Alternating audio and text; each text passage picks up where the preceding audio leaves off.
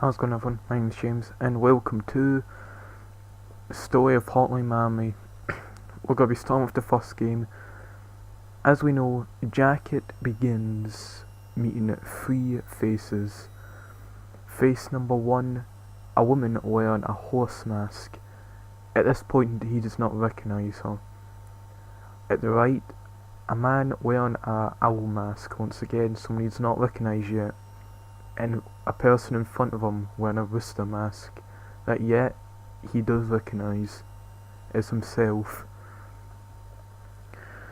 So by this point, as we know, Jacket gets a phone call of, something that seems normal, but he has a package at the front door with a rooster mask in it, just like the one he had in his dream. So he gets in his car and he heads to the location. This is where the prelude begins, the metro. He puts on his mask that's named Richard. As entering, it is a gang that sit there. A gang that's quite familiar to Jacket, is known as the Russian Mafia. The group will be more important in the story later on, but Jacket does what he does what he's meant to do here, and that's kill. He kills all the Russian gangsters here and takes a briefcase. He hears a train entering and comes off two Russian mobsters. He manages to execute both of them and leaves. Now, thing is, as we know, Jacket does not talk a lot, but we'll talk about him later. So,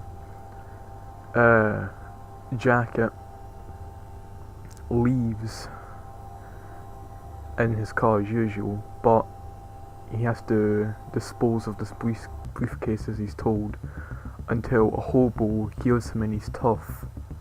The hobo attacks Jacket in self-defense, fight him off, and kills him. Second by what he's done, he takes off his masks and puke. He leaves the scene knowing what he's done.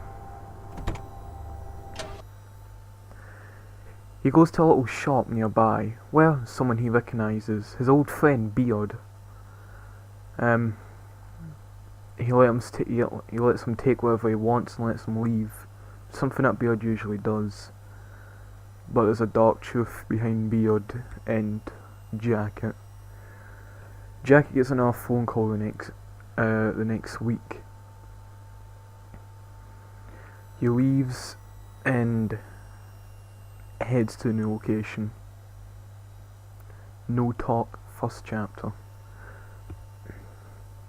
He puts his Richard mask back on and heads into the building.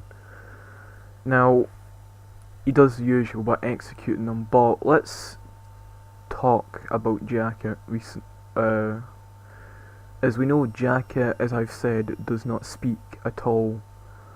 But why does he do this? He feels like he may enjoy this, because he, as we knew in the metro, kill all of these Russian mobsters.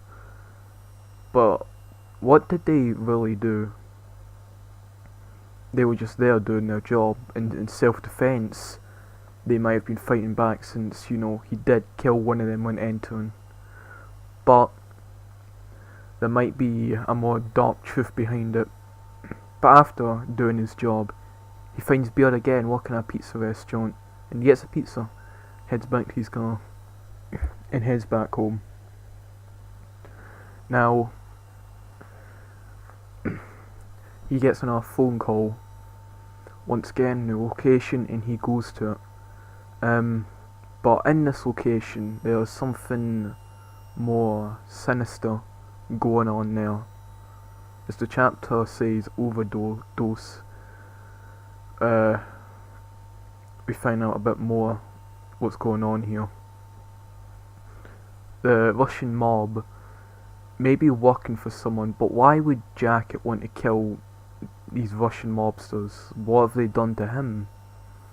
Well, as we find out on later stories, we find out that there's a kind of a simple reason why Jacket hates the Russian mob, or more or less the Russians in general.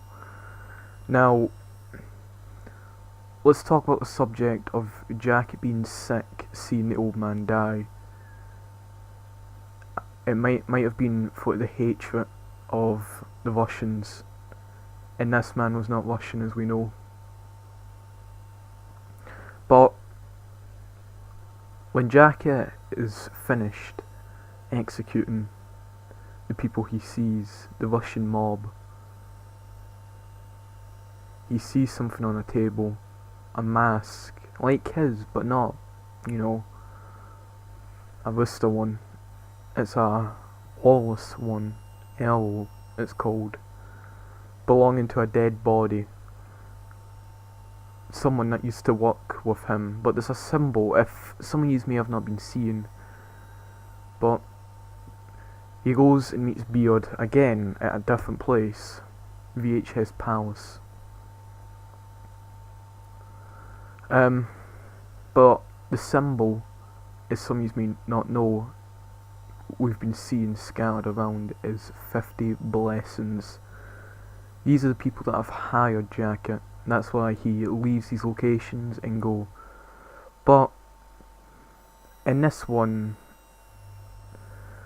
in the third chapter, we find out that the Russian mob have been hired by someone to protect them, but more sinister what's going on here than anything we've seen so far, or should I say what Jacket has seen so far.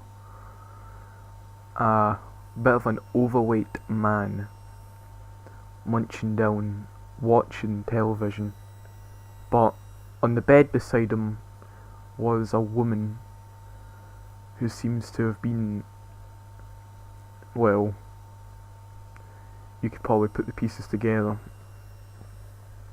But once again, Jacket does as usual. He enters and he kills. Now,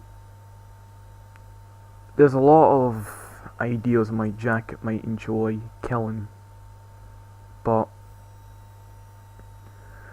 it's quite unknown why he might enjoy it. Maybe for the rush, maybe because of his backstory. I will talk about his backstory when we reach Hotline Miami 2, where it's more explained. But when he goes down the stairs, the overweight man we saw wearing a bulletproof vest attacks him. Jacket grabs a shotgun and fires again until the man is begging not to be shot. Jacket throws away his gun and kills the man. We can see that the woman, a needle beside her, and her begging to be killed. Jacket does not do that though. He grabs her and he helps her, showing dignity. But why? He goes to a nightclub, Jacket, to again meet Beard, acting a bit more different. He seems to act different in all these locations, but I don't know. What do you think? Why do you think Jacket does what he does? If you have any ideas, please say in the comments, and I will see all yous in Act 2.